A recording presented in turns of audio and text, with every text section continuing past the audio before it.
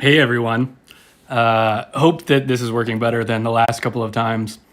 I am still such a noob when it comes to live streaming. Last time I tried to run through my phone to my computer, and then my computer made all these crazy noise all the time. Oh man, this is not going to work. Okay, I think I'm back. So I was just saying I'm such a noob at this. So I downloaded this app on my phone that allows me to be on Facebook and Instagram and a couple places at once to make it easier for you guys. And it's literally the first time I used it. And so like 10 seconds in, it started counting down that it wasn't going to work anymore. And then it popped up and said, "Now do you want to pay us $5?" And I said, "Yes, please. Just let me back on my live stream." So hopefully you guys are seeing me now, although let me actually pop on over to Facebook here. So we're going to do this right because I have some goofy things that I want to talk about with you today. The title of this was Getting Weird. So Brandon, who runs basically everything for the church these days, Mike oversees groups and worship.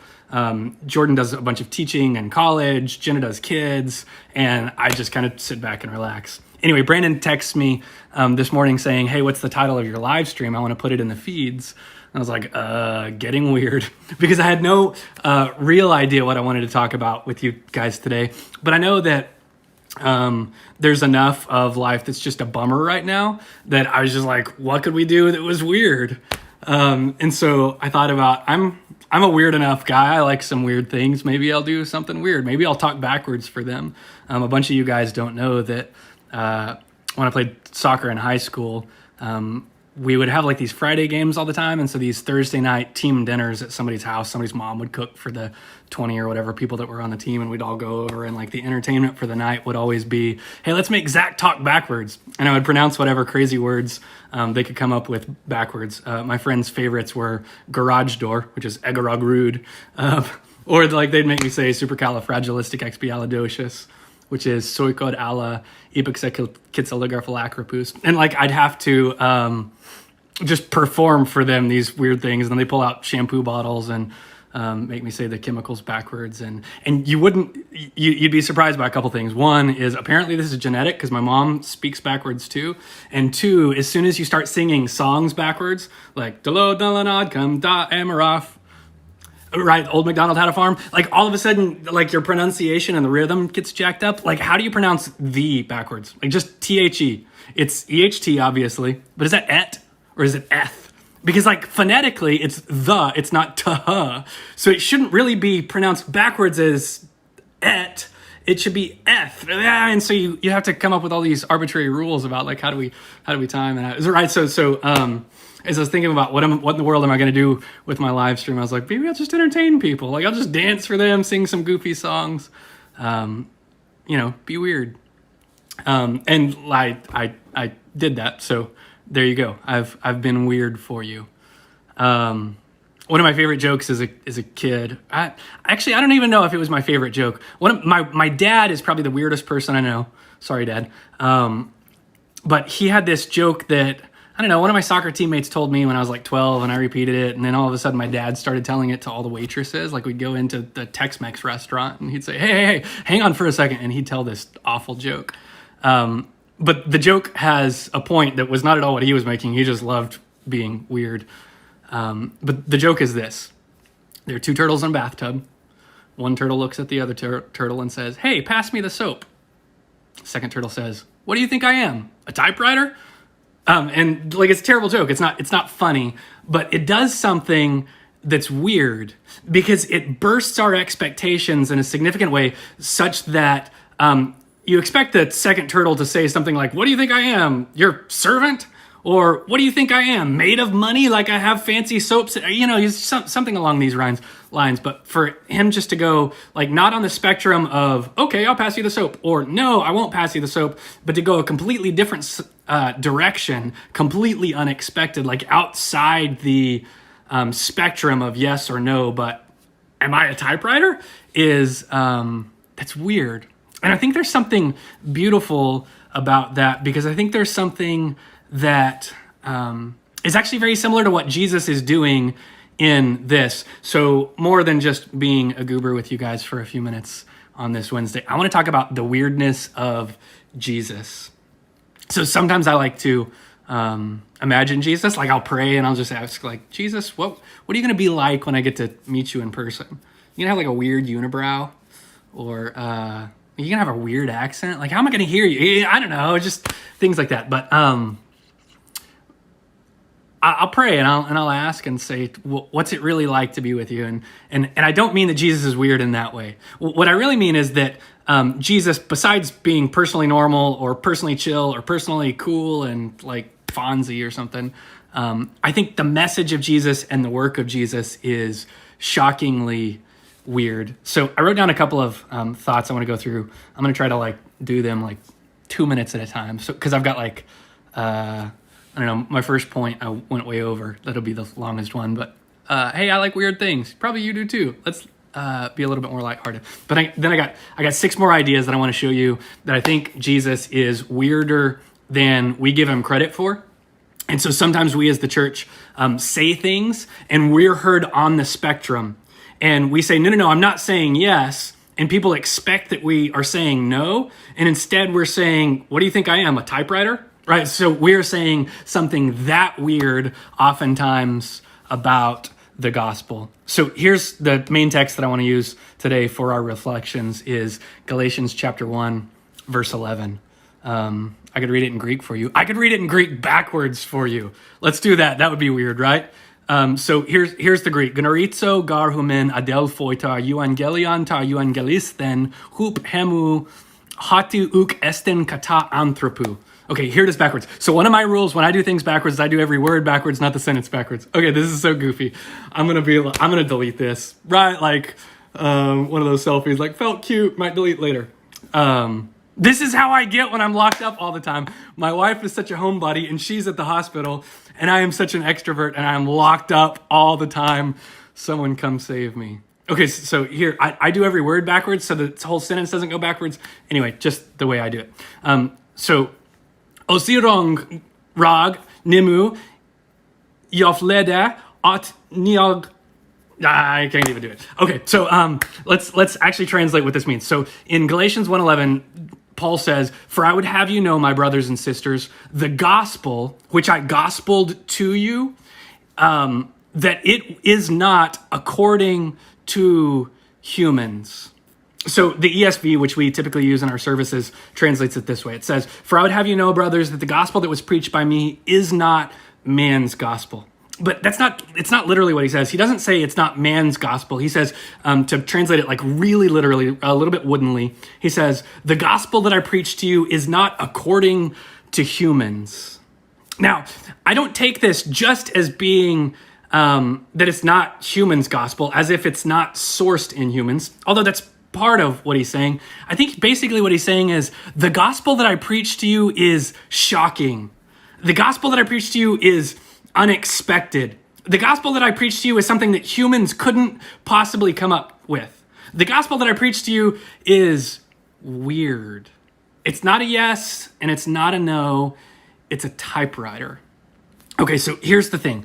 When we think about how do we get saved, so many of us grew up in traditions where we thought to get saved was to do all the right things and somehow get on God's good graces, right? So we would work our way into heaven. And then we grew up a little bit more and we realized that, no, that's not what the scriptures are saying. The scriptures aren't saying that we do good works to get into heaven. Instead, the scriptures are saying that we believe the right things and get into heaven. And so we throw out this works in place of this faith. And that's better than the works, but there's still something significantly wrong. What's happening is we're still on this yes-no spectrum, and we've rejected the yes, which is good, but we've replaced it with a no, and we haven't gotten to the typewriter.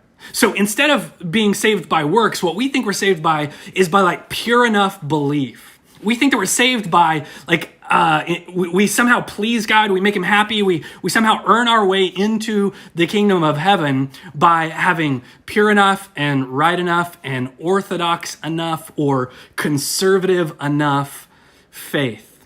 Now, the weird thing about this is, besides being completely wrong and not at all being Paul's gospel, the weird thing about this is this spectrum of, is it by works or is it by properly confessing the right things?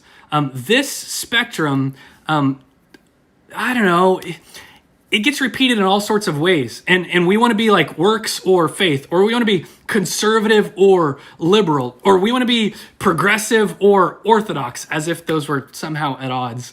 And when we really cling to the gospel of Paul, people have a very hard time classifying us.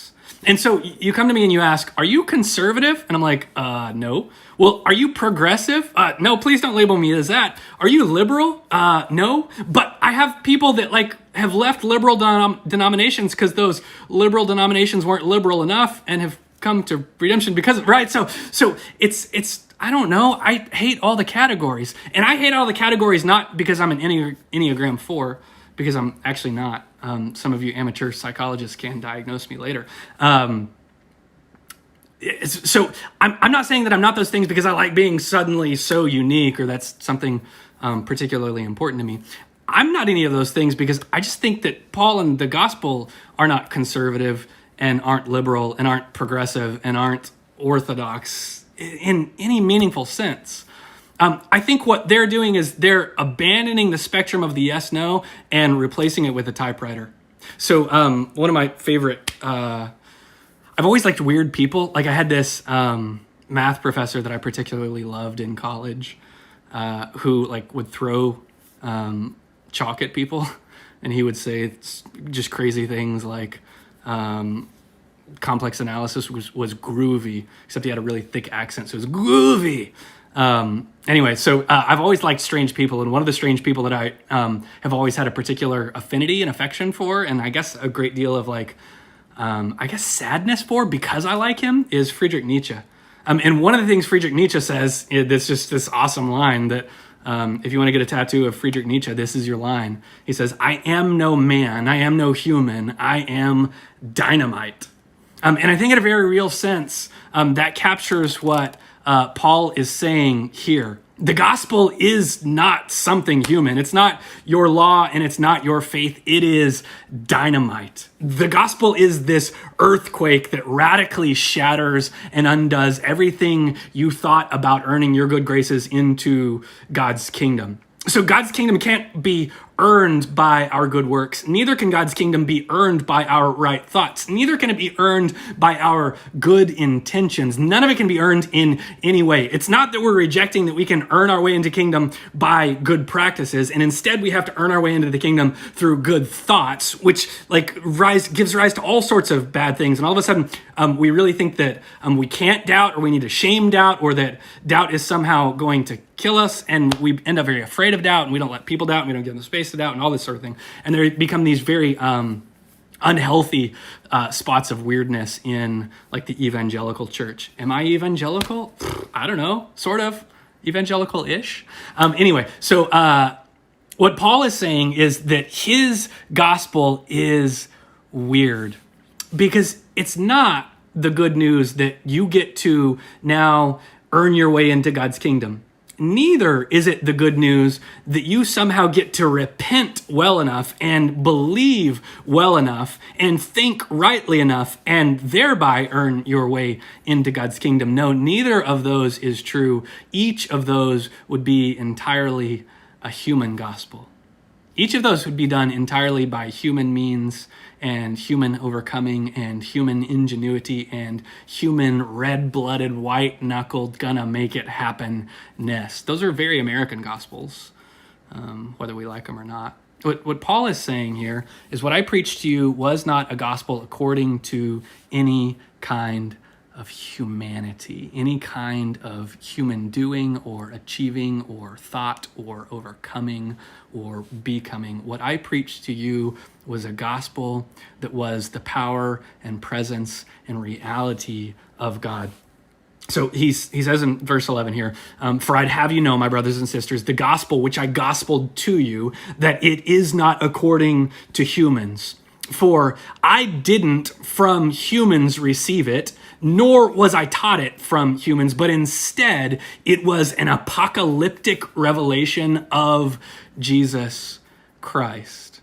So Paul's gospel is somehow way weirder than a mere historical announcement. Paul's gospel is way weirder than just a new kind of philosophy. His gospel is way weirder than anything humans could come up with. His gospel is that God himself has radically invaded this cosmos. So I could wax goofy and poetic about this for a while, as you see. But let me be a little bit more organized in my thoughts here. We start to see this in Easter, right? So let me go through. So this is my basic thesis. What Paul is saying is that his gospel is very strange. It's not a yes and it's not a no. It's a typewriter. What do you think I am? A typewriter? So let's talk about Easter. So Easter was this last week. We're about to kick off a new preaching series for the next 7 weeks. Because the 6 or so weeks before Easter, we celebrate the season of Lent every year. We kick off with Ash Wednesday, we end with Good Friday, and then we celebrate Resurrection. And we have these 40 days of fasting, these 40 days of imitating Jesus, these 40 days of considering our brokenness and the darkness of the world. Well, that on the historical church calendar is followed up by 50 days between Easter and Pentecost, which Pentecost is just the word for 50th. Pentecost happens on the 50th day after Easter. So for that next 7 weeks, what happens is there's a feast. So there's a fast of 40 days and there's a feast of 50 days. And this Easter feast, what we're going to do this year is for the next 7 weeks, we are going to talk about being resurrection people. And we're going to talk about all the implications of what the resurrection does and what it means and how it works and how salvation works and what Jesus is actually up to and what God might be up to in this world. So we're going to get into all sorts of nitty-gritty stuff, and I won't ruin the series for you now. But interestingly, as I've been processing this, I've noticed that some of our language about the resurrection is it's too thin and it's too shallow. Right, so we say things that are partially true, and I don't want to crucify anyone here. Haha, Good Friday pun. But what I want to point out is that it's really weird when we say things like the resurrection of Jesus proves that da-da-da-da-da happens, or the resurrection of Jesus shows that da-da-da-da-da happens. The resurrection of Jesus is weirder than that. My argument is not that the resurrection of Jesus shows nothing, but it's also not merely the case that the resurrection of Jesus shows something, right? So actually one of the statements that we as a church made just a couple of days ago is true, but it's only partially true. And the statement that we made was this: the resurrection of Jesus shows us that we too will be one day resurrected. And that's true-ish. But the resurrection of Jesus actually shows us much more than that. The resurrection of Jesus actually doesn't just show us anything. What the resurrection of Jesus does is it's an inbreaking of God into the cosmos where he starts to do something intrinsically. So let me define that word real quick, that word intrinsic, because it's one of my favorite words, and I think it's one of our words that I wish we would use way more often. When we think about what God is up to, how salvation works, how faith works, how justification works, how it works to get right with God, one of the things that we as 20th and 21st century Christians have done is we've done away with all of the intrinsic actions and powers of the work of Jesus, and we've replaced them with extrinsic ones. So here's what I mean. An extrinsic action of the cross would be something along the lines of, because of the cross of Jesus, God now counts us as righteous. Now, that's true, and Scripture actually says this. So by no means am I rejecting this, and yet when we hold this up as our only model of what salvation is, or what the gospel is, or what the work of Jesus is doing, we vastly undersell what the New Testament itself says is happening, what Jesus says is happening, what Paul says is happening, what the early church fathers said was happening, and because of that, all of us end up with this emaciated version of faith, because all we think is somehow there is this ledger that God has somewhere, and our name is in column A or it's in column B, and it's an accounting trick that is how salvation works. And we get into really weird things like, well, God has to punish someone, and so instead of punishing us, he punishes Jesus, and he gives that negative accounting to Jesus, and he gives the positive accounting to us. And like, there's something close to true in that, and yet there's something that's very dissatisfying to so many of us, and we're like, but that doesn't seem fair. It doesn't seem just, right? If God could just forgive us, then why didn't he just forgive us? And if God was like so angry and just like has this gun loaded, now he's got to shoot it at somebody, and so he's going to shoot it at Jesus. We get into these really weird, hairy questions, and the reason that we get into the weird, hairy questions is we've so overloaded the gospel with extrinsic power, and we've underloaded it with intrinsic power. Okay, so extrinsic power is it's counting. It's naming. It's I do an action, and that action is merely a symbol, right? You start to think about communion and baptism. Is there something powerful going on when we take communion, when we participate in baptism, or is it just extrinsic? Is it that there is this action and the meaning of the action is entirely separated from the action itself, as if the action is merely symbolic? Is it the case that the cross of Jesus and the resurrection of Jesus are merely symbolic? No, they're actually much weirder than that. I'm not saying that they're a symbol or they're not a symbol. Of course, they're at least a symbol, but they're more than that. The cross of Jesus and the resurrection of Jesus are intrinsically powerful. There's something happening in and of themselves that Jesus dying actually does something. It actually has a power for us and in us and to us and on us.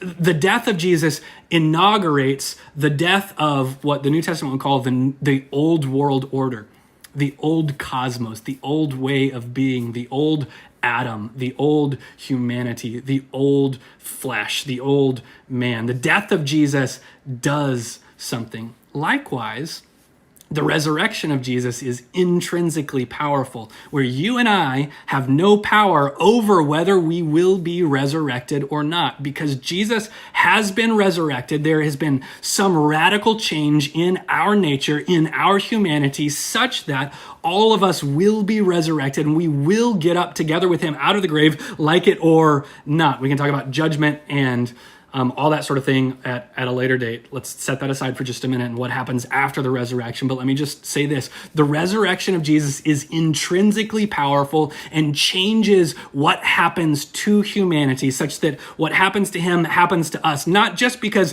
God used him as a symbol and is going to work that same thing for us, but they are a piece. They are a single thing, that somehow Jesus being resurrected is the very thing that resurrects us, although they're separated in time.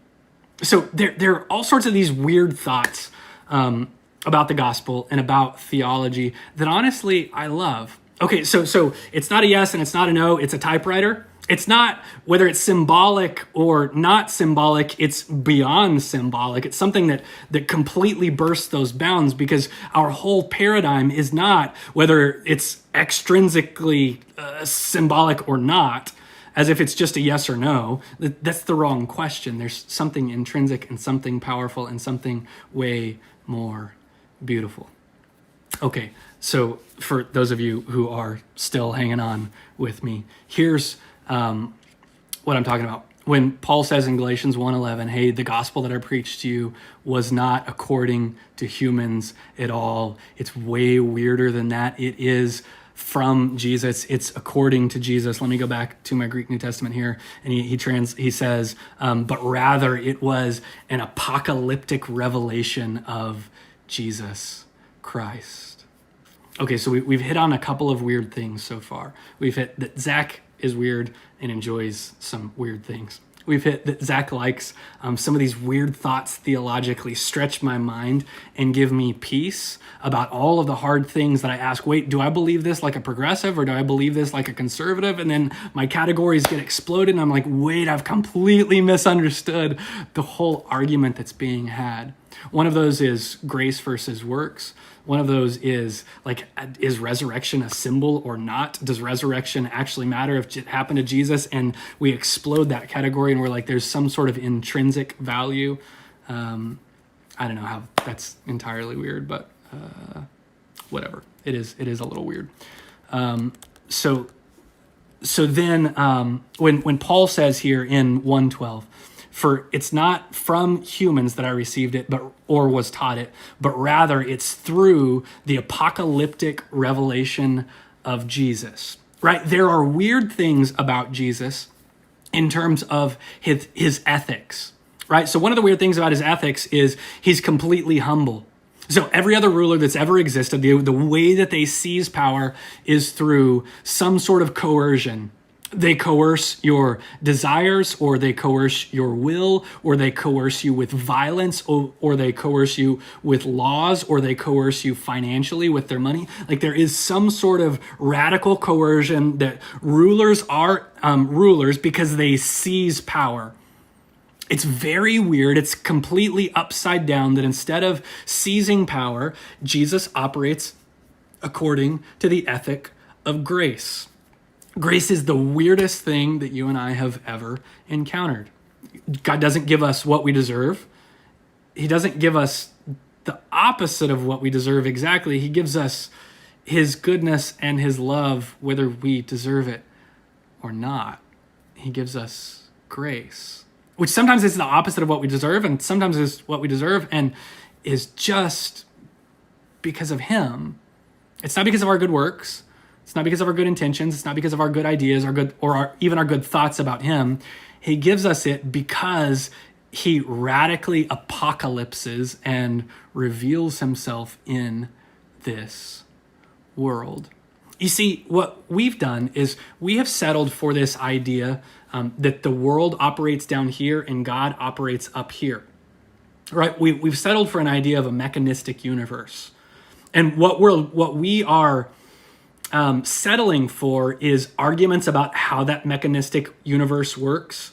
Is this God's will? Is it not God's will? Does God hate me? Does God love me? Am I on his good side? Am I on his bad side? How do I get on his good side? What do I need to think? What do I need to prove? What intentions do I need to have? How do I get pure enough to get on his good side? And we wrestle for these questions down here, wondering how is it that I can so please him that eventually I might move from down here to up here. The gospel of Jesus and the gospel of Paul and the gospel of the New Testament is not mechanistic like that at all. Instead of somehow us earning our way up to here, the whole gospel is that God comes from up here and heaven comes to earth.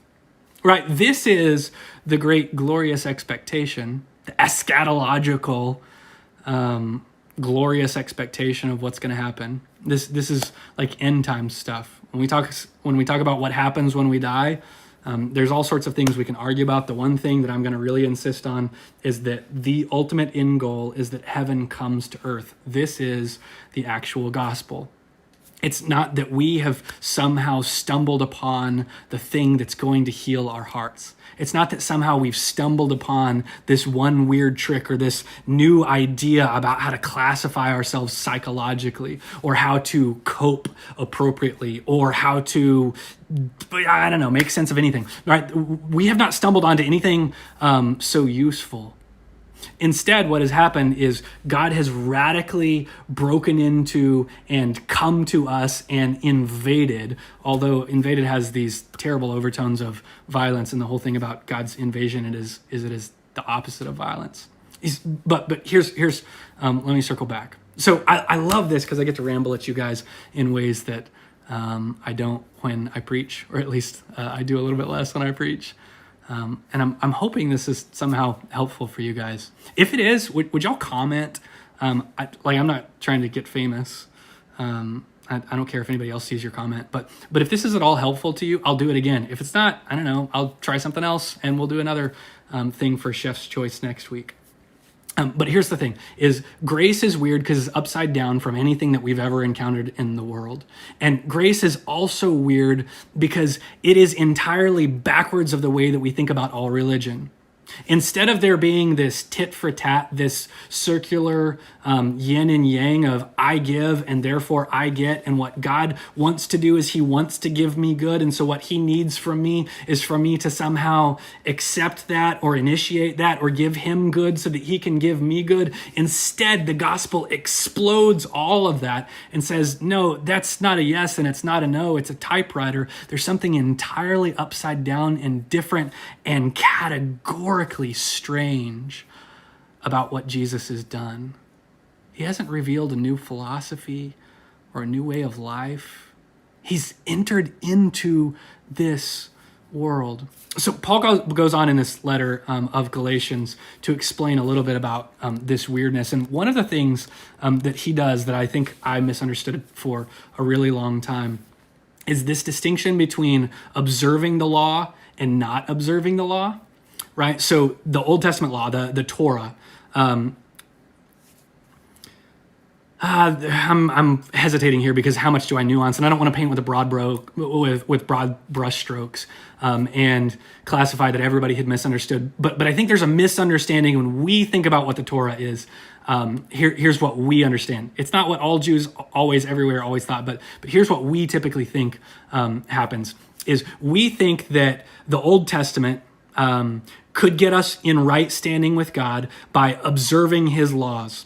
Either his customs, like his boundary marker types of laws that give us these cultural signals of I'm Jewish enough, and so I speak the right language, and I'm circumcised enough, and I separate myself from people who would contaminate me otherwise, like these boundary markers that mark me off as I'm not them, I'm us, right? And so this law sometimes gets lived out as if it is going to get us in God's good standing by being boundary markers.